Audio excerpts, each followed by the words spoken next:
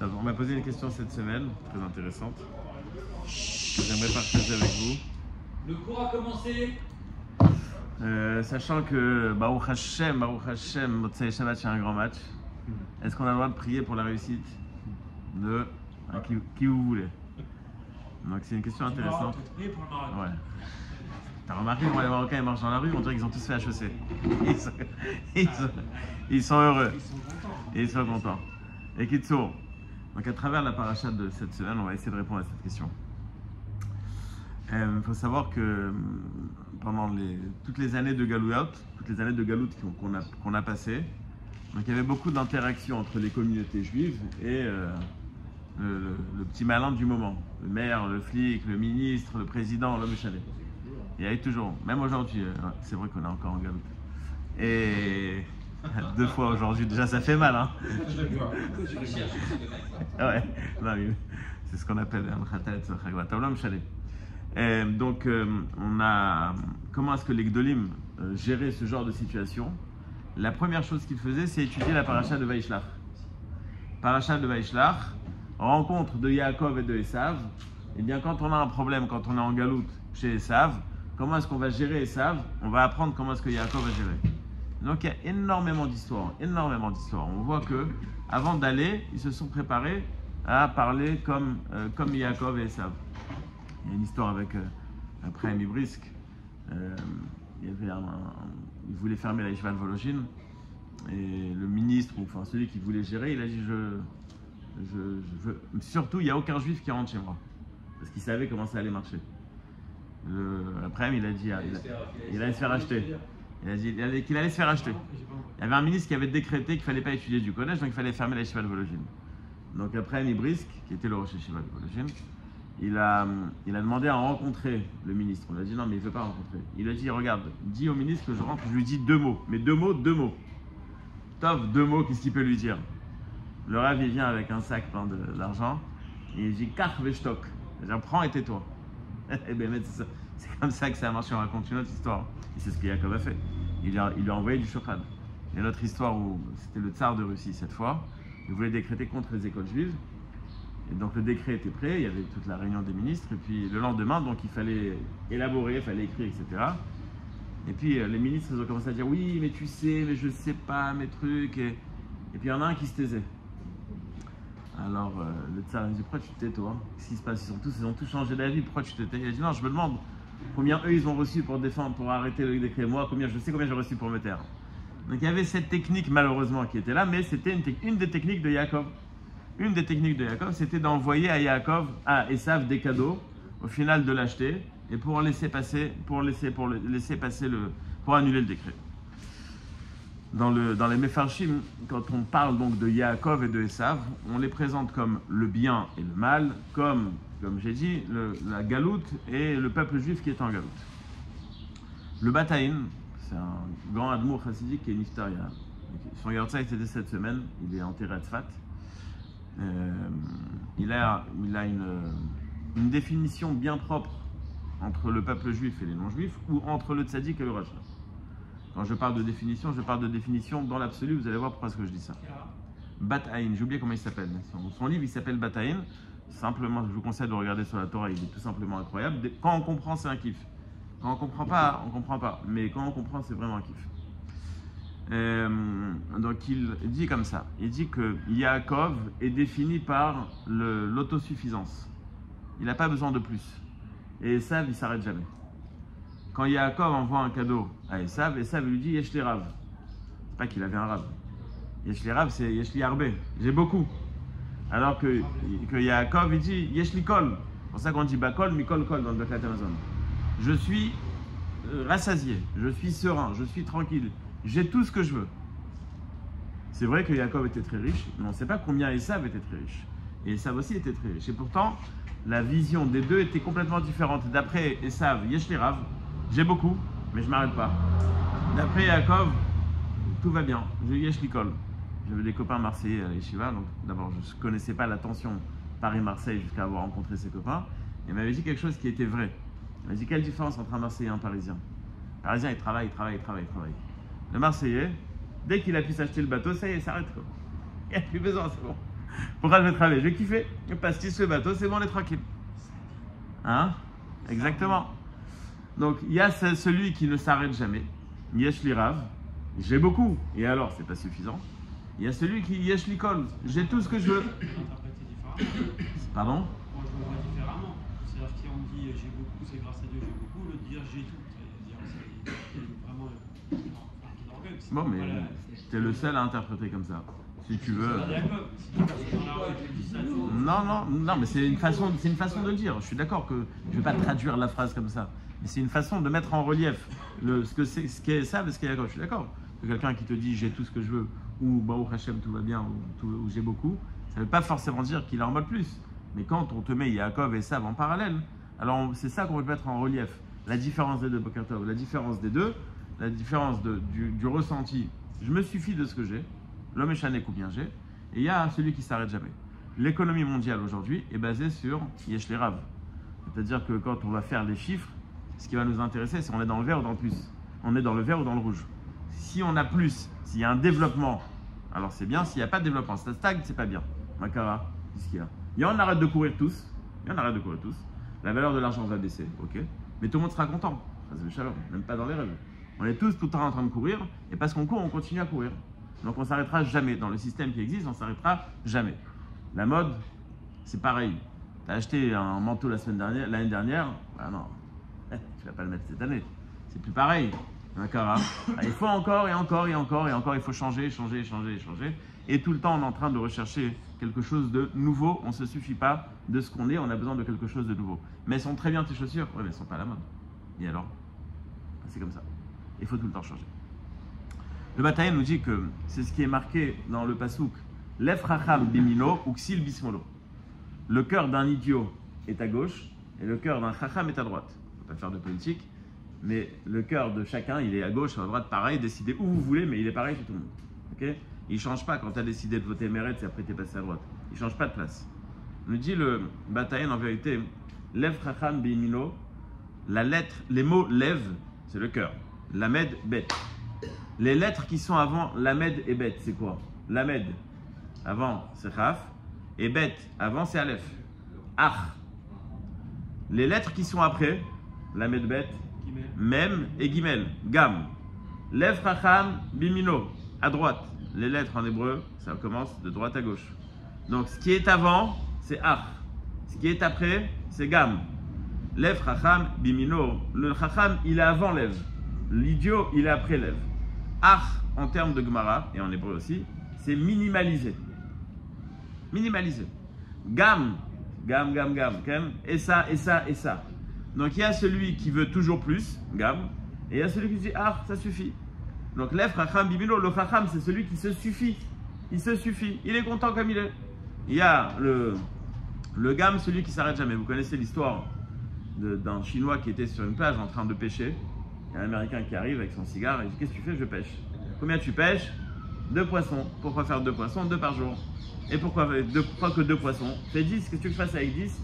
Ah, tu fais de l'argent, tu vas les vendre au marché, tu vas gagner de l'argent. Et qu'est-ce que je vais faire avec l'argent? Tu vas acheter un petit bateau. Et que je vais faire avec un bateau? Tu vas vendre plus de poissons. Et qu'est-ce que tu vas faire quand tu vas vendre plus de poissons? Plus d'argent. Qu'est-ce que tu vas faire avec plus d'argent? Un filet. Je vais faire un filet, plus de poissons, plus d'argent. Qu'est-ce que je vais faire avec? 2 bateaux, 3 bateaux, 10 bateaux, 100 bateaux, je ne vais pas m'arrêter. Il dit, pourquoi faire tout ça? Et comme ça, tu kiffes. Comme ça, tu peux aller à la plage, tranquille. Mais c'est ce que je fais tous les jours déjà. C'est ce que je suis en train de faire déjà. J'ai pas besoin de rajouter plus. C'est ce que je fais maintenant. Il y a celui qui se suffit de ce qu'il est et de ce qu'il a. Il y a celui qui s'arrête jamais parce qu'il croit qu'après, ça sera mieux. Donc, il est tout le temps en train de courir. Et ça est défini par Yesh li rav. Yaakov est défini par Yesh li kol. Lef racham bimino, c'est ach. Ou ksil bismolo, c'est gam. La définition de Esav, donc, c'est de toujours vouloir plus. Comme j'ai trouvé un Kliyakar qui disait la même chose avec des autres termes, même que c'est un peu lourd dans le shiur, mais je veux quand même le dire, c'est très intéressant. Le malach, l'ange avec lequel avec Yaakov, le malach avec lequel Yaakov s'est battu, il s'appelle Smol. Toujours pas de politique. Parce que c'est Smol avec sa mère, pas avec Sil. Sa mère même, Aleph Lamed. Il y a un rapport avec. Sa mère même. Ouais. Comme disent les Tunisiens, un sem. Mais Kitsour, dit le Kliyakar, il dit que tu prends les lettres qui sont après sa mère même, Aleph Lamed, Après le Samer, c'est Aïn. Après le Mem, c'est Nun. Après le Aleph, Bet. Après le Lamed, Mem. Anavim. Dit le Kliyakar, le symbole de la débauche, c'est le vin. Un homme qui voit une sota qui a fauté, il doit être nazir, il doit s'empêcher de boire du vin. On sait très bien à quoi le vin peut amener.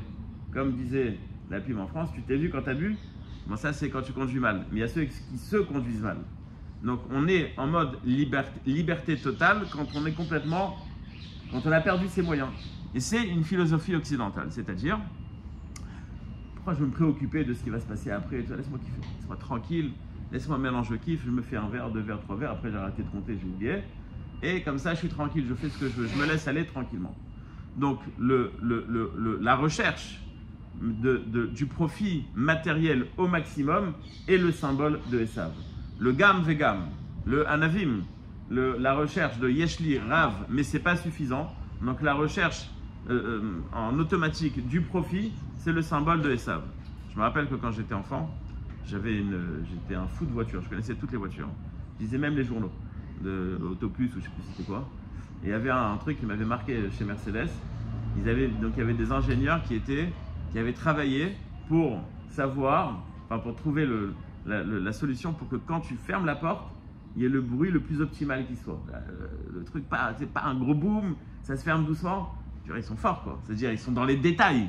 Et les mecs, ils sont dans les détails. Mais c'est ça, c'est la recherche de comment faire pour profiter un peu plus. Il y a 100 ans, tu voulais une pizza, il fallait aller en Italie. Après, bon, au Hachem, c'est arrivé à Paris. On a pu avoir les pizzas. Après, il y a eu les livraisons de pizza.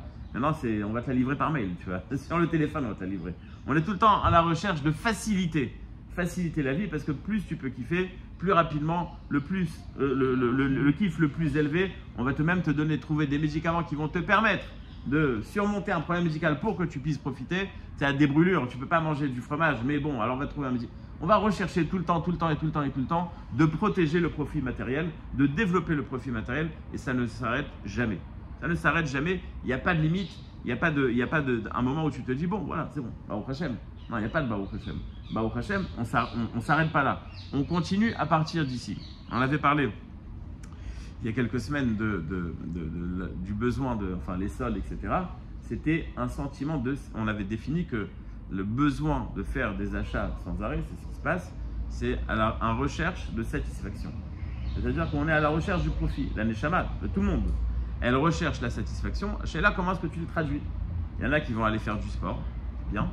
Il y en a qui vont dire non, au contraire, moi je ne vais pas arrêter de manger. C'est aussi une recherche de satisfaction. Comme ça ou comme ça. Les courses aussi, c'est une recherche de satisfaction. J'ai acheté quelque chose de nouveau, je kiffe. Mais dans 5 minutes, ton voisin il va avoir quelque chose de mieux que toi, tu kiffes plus, c'est pas grave. Je vais acheter encore. Comme une fois, le Rav Adès nous avait raconté qu'il y avait un type qui jouait tout le temps au loto. Alors il dit mais à quoi ça sert de jouer tout le temps au loto? Il a dit non, quand je joue, je crois que je vis dans mes rêves. Il dit oui mais quand tu vas vérifier que tu as perdu, tu n'as pas les boules. Il dit non, avant de vérifier j'ai déjà acheté un autre. Comme ça je continue à rêver.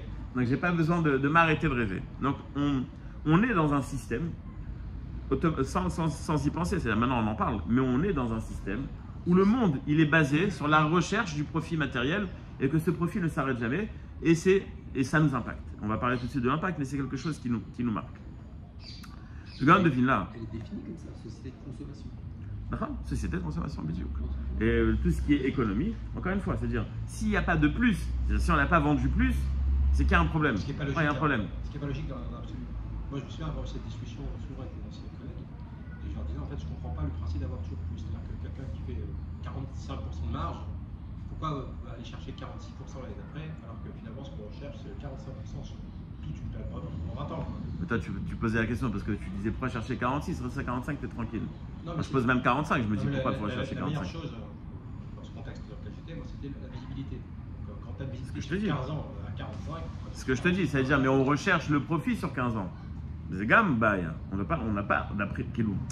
En termes de Yahadut, suffis-toi de ce que tu as. Kelou, si on vit dans un monde absolu où tout le monde est content de ce qu'il a, tout le monde serait tranquille. Et puisqu'on est tous en train de courir, même ceux qui ne veulent pas courir, ils commencent à courir. Et c'est un cercle vicieux. Donc tout le monde est en train de courir derrière tout le monde. Donc ça ne s'arrête jamais. Dans la paracha de la semaine, c'est marqué, c'est marqué dans la paracha, c'est marqué dans la Gemara qu'un Tamid Chacham, il doit avoir 1/8 de 1/8 de Gava. 1/8 de 1/8 de Gava. Comment est-ce qu'on l'évalue? Comment est-ce qu'on peut évaluer? Le gars lui fait là, il dit non, je vais vous expliquer c'est quoi 1/8 de 1/8. La 8e paracha de Bereshit, c'est quoi? Vaishlach. Le 8e pasouk de Vaishlach, c'est quoi? Katanti mikol hachasadim.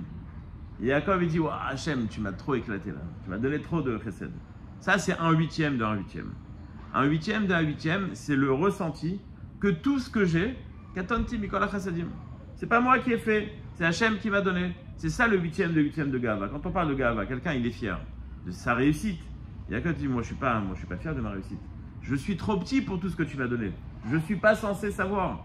Comment est-ce qu'on peut vivre dans un sentiment? Parce que la Gava c'est quoi? La Gava c'est s'approprier ce qui n'est pas à toi. C'est-à-dire pas le voleur. Tu définis que voilà. Je donne l'exemple le plus simple dans le contexte. Quand tu as une réussite, Baruch Hashem ça marche, ton business cartonne. Tu vois, parce que j'étais un chacham, j'ai investi quand il fallait, j'ai vendu quand il fallait, j'ai viré le mec qui faisait pas les ventes, j'ai amené un bon commercial, c'est grave. Maintenant, Yaakov, il a cartonné. Il a marqué qu'il avait 600 000 chiens qui gardaient son bétail. Vous imaginez la richesse. Il dit Katanti Mikol Hachasadim, c'est pas moi. C'est pas moi. Donc il se dit que sa réussite, c'est pas lui. C'est pas ça, c'est ça qui est défini comme n'étant pas une gava. Il y a une réussite matérielle, il y a beaucoup d'argent, mais c'est pas de ma faute, quoi. J'ai pas fait exprès. Pas de ma faute. Katanti Mikol Hachasadim. Donc il n'a pas le sentiment qu'il est le responsable de sa réussite. Donc c'est anti-gava ce que tu dis. D'accord? C'est exactement ce que je dis. C'est ça qu'on te dit. C'est ça la vraie, c'est ça le vrai ressenti. Une petite pointe. Une petite pointe. Il a 0 pointe là. Si. Non, il est conscient de sa réussite. Il est conscient. Ça n'existe Les pas. faits, les faits sont là, il est blindé, quoi qu'il arrive. Mais il ne le prend pas comme un point culminant de sa vie. Il prend ça comme quelque chose d'adjectif. Il n'a même pas recherché ça. Il est parti chez Lavan. C'est pas chez Lavan qu'on s'enrichit. Et il a une bracha qui sortait de l'ordinaire. C'est ça, c'est une bracha extraordinaire qui est venue sans rien, il s'est fait dépouiller, il arrive, il a une bracha extraordinaire, il change les règles, la nature change. C'est-à-dire, j'enlève rien à sa grandeur, mais quand tu as quelque chose, imagine quelqu'un qui donnerait 3 fois au loto. C'est sûr que c'est pas lui. Il a conscience que c'est pas lui, mais il est dans cette dimension, Yaakov. Il n'avait rien, il se retrouve, il change les règles de Et alors, vas-y, pose ta question. Non, ce que je veux dire, c'est que quand c'est extraordinaire, presque c'est normal. Mais la question, elle n'est pas là. La question, elle n'est pas là. Comment est-ce que Yaakov Emet, il a eu cette bracha? On en a parlé la semaine dernière. Il recherchait le problème. Il n'est pas parti, comme tu as dit tout à l'heure, chercher la stabilité. Il est parti chez Lavan. Il sait très bien que celui qui sort de chez Lavan, il se fait arnaquer. Il part chez quelqu'un qui va le voler et il dit c'est comme ça que je vais avoir ma parnassa. Je ne veux pas avoir de sentiment de dépendance par rapport à Lavan. Je veux avoir un sentiment de dépendance par rapport à Hachem. Donc je le cherche dans les problèmes. Et là-bas, je suis en train d'Hachem. Je dis bon, Hachem, mais ça a marché. C'est comme ça que le système il est fait. Katanti Mikol Hachasadim, c'est comme ça que le système il est fait. Hachem t'envoie de la bracha quand tu comprends que c'est lui qui te l'envoie. Mais quand tu te dis je suis un beau gosse, bah vas-y, débrouille-toi. C'est ce que j'ai dit plusieurs fois au nom du Malbim. Je le dis en tant que Sgoula pour la Parnassa. Quand il parle de Birkat Amazon, il ramène, c'est assez long, regardez dans Béchalach, mais l'idée est très simple. Les Malachim ont demandé à Hachem pourquoi est-ce que tu arrondis toujours les angles avec le peuple juif. Il leur a répondu parce qu'ils font Birkat Amazon même sur Kazaït. Il n'y a un rapport entre les deux. Quand Hachem nous a donné la vie, bah, il ne va pas nous donner la vie pour nous l'enlever. C'est-à-dire, si tu nous as créés, donne-nous la vie, quoi. C'est-à-dire, donc tu dois nous nourrir. Quand est-ce qu'on devrait remercier Hachem? Quand il ne nous a pas nourris. C'est pas qu'on a mangé un morceau de pain sec. On s'est fait un beau repas. Là, on dit merci. C'était en plus. Non, le peuple juif te dit, même sur ce qui est normal, il te dit c'est pas normal. Même sur le strict minimum, tu dis, mais attends, il n'est pas khayab, il me doit rien. Ah, tu comprends que tu es dépendant à 100% de moi. Alors viens, il n'y a pas de problème. Mais quand je te donne la richesse, donc tu commences à m'oublier. Donc la richesse devient un piège pour toi. Donc tu es enfermé dans ton argent. Tu es enfermé dans ta vision des choses. Tu penses que tu as réussi. Ça devient un piège. Tu enlèves la parnassa. C'est la fameuse histoire du Admour qui a dit, il y avait un chassid qui a demandé une bracha pour être riche. Il a dit quand il sera riche, il donnera la tzedaka. Il devient riche, rien, une barre de fer, le gars. Alors il va voir le rêve, il dit je comprends pas. Quand j'étais pauvre, je voulais donner. Maintenant que je suis riche, j'arrive pas à donner. Il a dit c'est simple, regarde. Tu vois la fenêtre là. Qu'est-ce que tu vois à travers? Tu vois les gens dans la rue. si tu mets une fine couche d'argent, qu'est-ce que tu vas voir? Toi-même, c'est un miroir. Eh ben voilà. Quand tu gagnes beaucoup d'argent, tu commences à voir qu'à ta tête. Quand tu es pauvre et que tu sens le besoin du pauvre, tu dis pourquoi les riches ne donnent pas? Et quand tu es riche, tu dis bah ils ont qu'à travailler. Et moi je suis devenu riche, ils ont qu'à devenir riches aussi. Donc on a cette définition de Yaakov de Katonti, cette définition de Yaakov de Yesh Likol. Littéral, Katonti, je suis petit, mais c'est-à-dire je suis trop petit pour recevoir. Kelou, ça ne me revient pas. C'est quelque chose que tu m'as offert, c'est un cadeau que tu m'as offert. Et d'un autre côté, Esav, il affirme, Yesh Lirav, c'est moi qui fais, c'est moi qui développe, etc. Donc la mise en relief des deux visions contradictoires de Esav et de Yaakov. Katonti, ça fait pas justement fausse modestie, genre je mérite pas. Écoute, si c'est un Marocain qui te dit non, tout ça, il y a un risque, on va dire. Mais Yaakov, non. Yaakov, c'est pas pareil. Ça dépend qui le dit, dans quel contexte. Comme le j'ai toujours cette histoire qui me revient en tête, là, le putsch à la synagogue. Votre serviteur. Le mec est devenu président, il a dit qu'il était serviteur, j'ai kiffé. C'était magnifique. En tous les cas, donc on a la mise en relief. Non, c'est pas David, c'est un... Non, pas du tout, c'est pas David. Non, c'est dans une synagogue où ils ont changé de président. Et la première fois où le nouveau président s'est présenté, la première fois où il s'est présenté, donc il a raconté sa vie. Et après, il a dit voilà, votre serviteur, il a donné son nom. C'était très mignon. Donc j'ai dit, on met en relief les deux visions, les deux philosophies. Quand Yaakov rencontre Esav, il lui dit Imlavan Garti. J'ai vécu avec Lavan. Rashi, donc il est là en train d'essayer d'amadouer Esav. D'accord. Rashi nous donne deux explications. Imlavan Garti, c'est un terme d'étranger. J'étais étranger chez Lavan. Deuxième explication, Garti, c'est les lettres de Taryag, 613 mitzvot. J'ai gardé les 613 mitzvot quand j'étais chez Lavan. Tous les Mefarshim posent la même question. Les deux explications ne sont pas compatibles. C'est-à-dire, si Yaakov avait l'intention de lui faire passer les deux messages, c'est pas compatible. Parce que, quand il dit j'étais étranger chez Lavan, ça a un sens de. Laisse tomber, j'ai pas réussi, j'étais un immigré. Comme disait Coluche de Chrono Livracha, j'avais vu la gueule de la bavure, l'immigré. T'es pas d'accord, c'est pas grave. Non, c'était pas notable. Pardon? C'était pas notable. Pardon? C'est vrai, un instant. D'un autre côté, quand il dit Imlavan Garti Taryag Mitzvot, j'ai réussi à faire toutes les mitzvot, ça veut dire ne joue pas avec moi. Ne regarde pas avec moi, moi je suis un dangereux, j'ai peur de rien, et en plus j'ai l'esprit hop.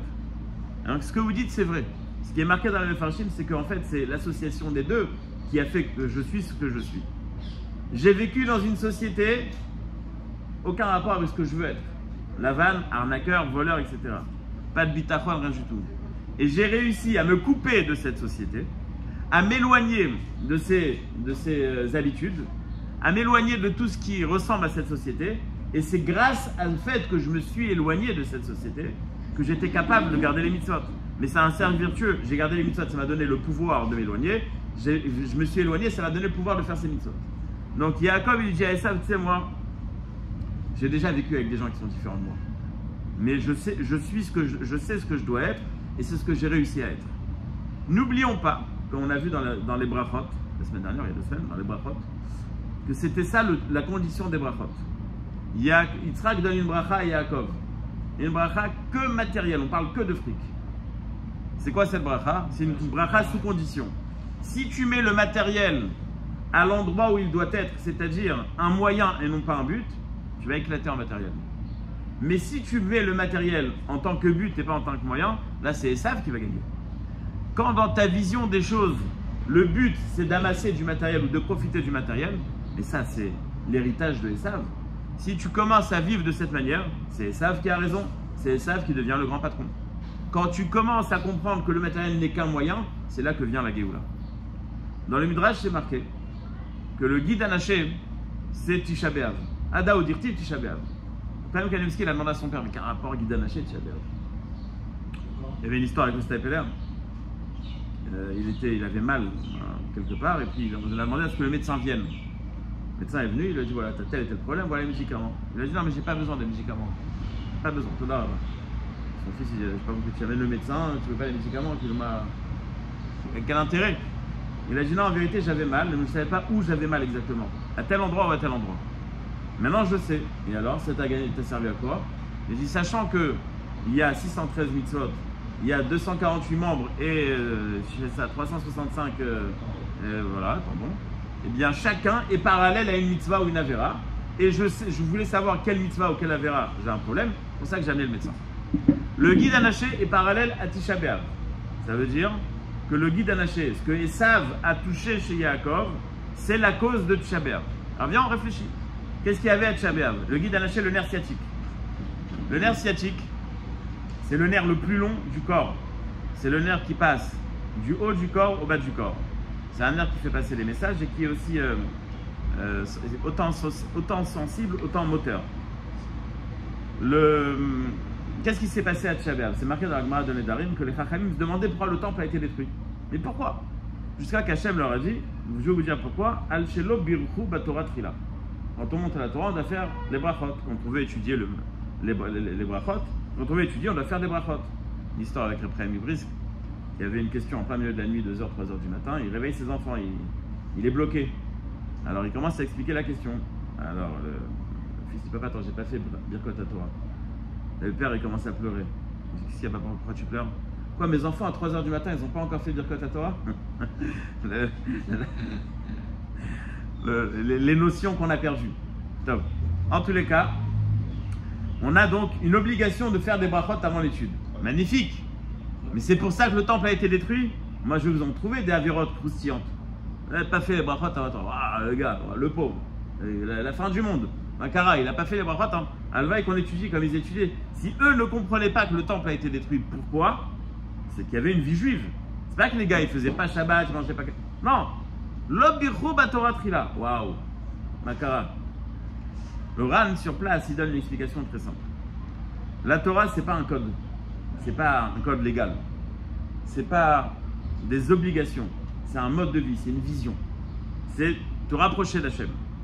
Quand tu l'étudies en tant que science, il n'y a pas de raison de faire une bracha dessus. Quand tu l'étudies en tant que quelque chose de rouchani, de connaître le savoir d'Hachem, de savoir Hachem, c'est se marier avec lui, de vivre en symbiose avec Hachem, là ça devient quelque chose de spirituel. Birchou batorah trila, on fait la bracha. Quand on ne fait pas la bracha, c'est qu'on ne vit pas la chose. Ce même Reprem Ibris qui disait qu'il y avait plusieurs catégories de brachot. La bracha de quand tu es à Shvar, par exemple, tu vois un éclair, ou tu vois la mer que tu n'as pas vue pendant 30 jours, tu dois faire une bracha. Tu es épaté de la création. Il y a des brachot qui sont comme ça sur des choses que tu vois. Il y a aussi Birkat à mitzvot. Tu fais une mitzvah, tu fais une bracha. Il y a Birkat à Nehenim. Tu veux manger un bon gâteau, tu fais une bracha. Il disait que les brachot qu'on fait sur la Torah, c'est Birkat à Nehenim. Comme quand tu manges, tu fais une bracha. Comme quand tu étudies, tu fais une bracha. L'obirchou batorah trila, c'est que leur notion d'étude de Torah, elle était affaiblie. Elle n'était pas claire. Il y avait une étude, mais ce n'était pas une étude qui les mettait en symbiose avec Hachem. C'est pour cela que Esav, il a touché le guide anaché. Ça veut dire quoi, il a touché le guide anaché? Et c'est pour cela que Esav a détruit le temple, et c'est pour cela qu'on est en 2000 ans de galoute. Parce qu'il a affaibli notre échelle de valeur. Notre échelle de valeur, il y a le haut et le bas. Le nerf sciatique, du haut vers le bas. Le haut doit gérer le bas et pas le contraire. On ne doit pas aller d'après ses instincts qui sont symbolisés par le bas, on doit aller d'après sa tête. Parce qu'on comprend. On a cette notion qui est que notre corps doit être au service de notre tête. Et Esav va affaiblir. C'est vrai, j'étudie la Torah. Mais bon, ça va, faut pas exagérer. Faut pas être trop extrémiste, ça va, c'est pas grave. On peut arrondir un peu les angles. On vit en société, la société elle est moderne, il faut avancer, il faut savoir adapter la Torah au temps moderne, etc., etc., etc. Les discours qu'on a tous déjà entendus. Donc on est dans un système, et sans le vouloir, on vit dans ce système. Et on a une façon de réfléchir qui est tout à fait le fruit du système, une philosophie occidentale. Même dans notre approche de la Gemara. On va étudier la Gemara, on va poser les questions de Jean-Paul. C'est comme ça, parce qu'on a grandi comme ça, c'est pas de notre faute. On n'est pas en train de dire ah on n'est pas bien, c'est pas de notre faute, c'est comme ça. On est en mode galoute parce que c'est ça cette galoute-là. On a une vision des choses qui est occidentale. Le monde entier est asservi à la philosophie occidentale, et nous aussi. Notre galout, c'est justement ça. C'est le guide anaché. Il a déplacé le guide anaché. Il a désordonné les choses. Quand tu mets une échelle de valeur qui est établie par la Torah, et en même temps, en parallèle, à côté, rien que pour ajouter, non surtout pas pour changer quoi que ce soit dans la Torah, mais tu rajoutes. Bon, mais tu sais, en France, les gens, ils sont bien élevés. Tu habites dans le 16e, les mecs te disent bonjour. Ah, tu vois, les Israéliens, pas du tout. Et alors? Et tu veux que ça me fasse? Et qui t'a dit que c'est ça le Hémet? Et moi, je te dis que c'est pas ça le Hémet. Ton échelle de valeur, notre échelle de valeur, elle est complètement faussée. Complètement faussée parce qu'on a grandi dans un système. Et pas seulement, même celui qui n'était pas en Chutz La'aretz. Quand on vit aujourd'hui, on est Mechouba au monde entier. Donc la façon de réfléchir, la façon de voir des gens, elle nous impacte. La galoute, c'est parce que notre échelle de valeur, qui doit être claire et nette, elle est affaiblie parce que les savent. Je vous donne un exemple très simple. Dans la vie de tous les jours, j'ai décidé de partir en vacances.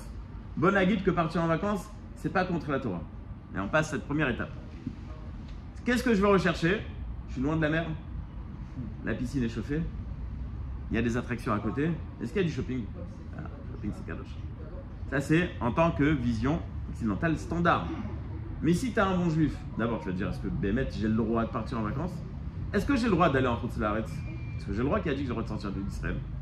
Est-ce qu'il y a un Beth Knesset à côté? Est-ce qu'il y a au manger cachère? Mais pas cachère en mode olé olé. Non, même quand c'est viande, je veux manger cachère.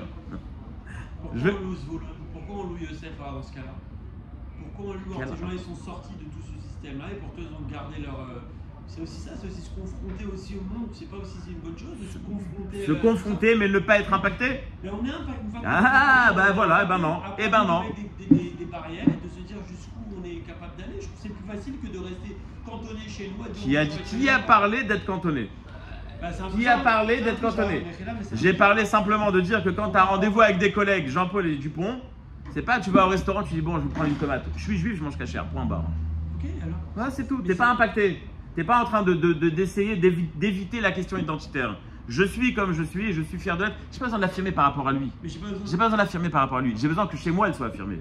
J'ai pas besoin d'être dérangé. Ah, tu sais, les goïms, tu sais, bon, ils ont quand même raison sur certaines choses. Ils ont quand même la vie plus facile. Ils ont quand même la vie qui est plus belle. Non, je suis désolé. Non. Si tu vis en mode esclave devant Esav, tu vas rester esclave devant Esav. C'est ce que tu m'as dit au départ. Yaakov, il a dit à Esav 8 fois Adoni.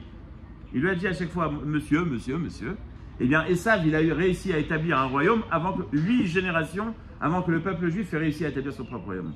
Si tu donnes du pouvoir à Esav, si tu dis waouh, la tour Eiffel, qu'est-ce qu'on en a à foutre?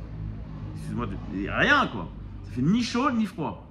Ça veut dire que quelqu'un qui vit sa yahadout, pas simplement c'est adjectif à ma vie. Bon, comme je suis juif, je dois manger cachère. Comme je suis juif, je suis fier de manger cachère et je kiffe de manger cachère. Tout ce qui est autre, tout ce qui est philosophie occidentale ne m'intéresse pas. Ça me fait ni chaud ni froid. Alors ça veut dire quoi? Je vais marcher pieds nus? Ça veut dire quoi? Je vais devoir mettre des habits qui sont démodés pour être le contraire de tous? Pas forcément. C'est pas dans le côté physique de la chose. Mais comment je vais vivre la chose?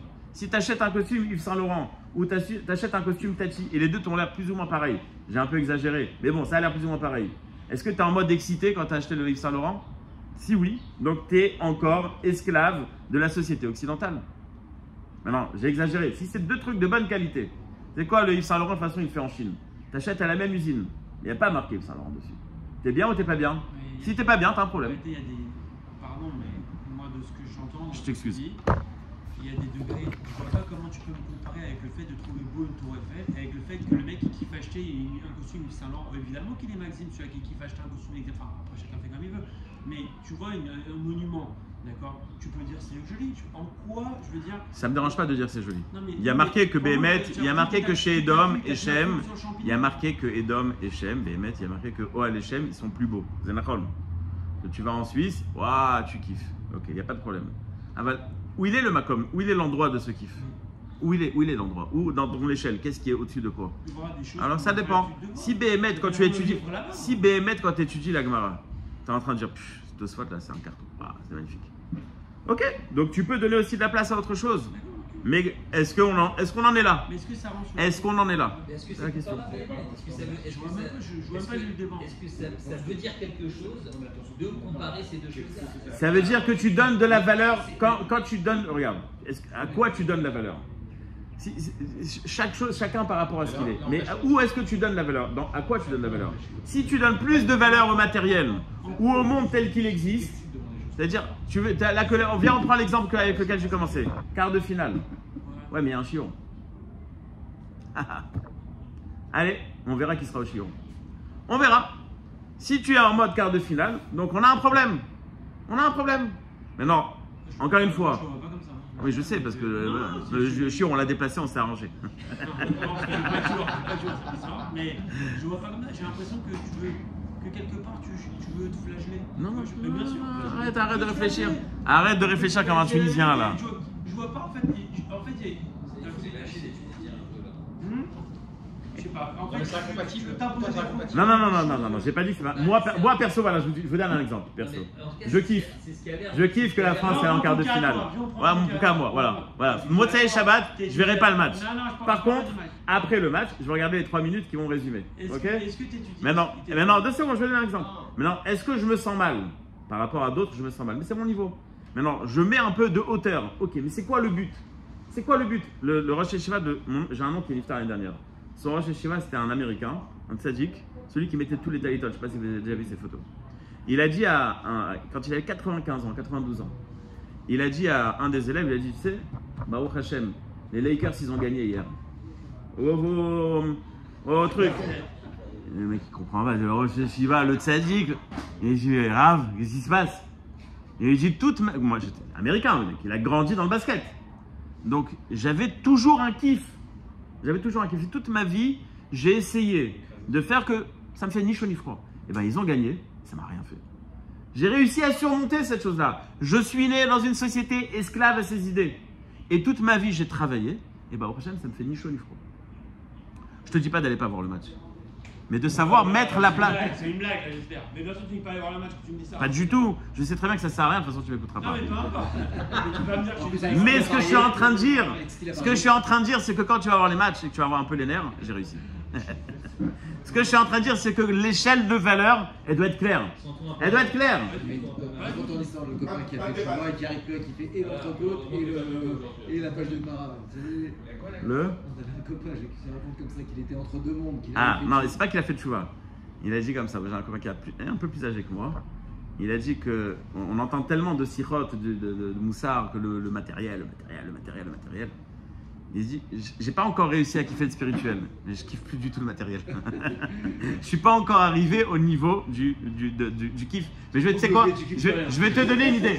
Je vais te donner une idée. Il y a une fois un mashgiach américain qui tournait dans les shivas, dans les chambres, et il voit un gars, caleçon, en tricot là, comme ça, comment ça s'appelle ce tricot là?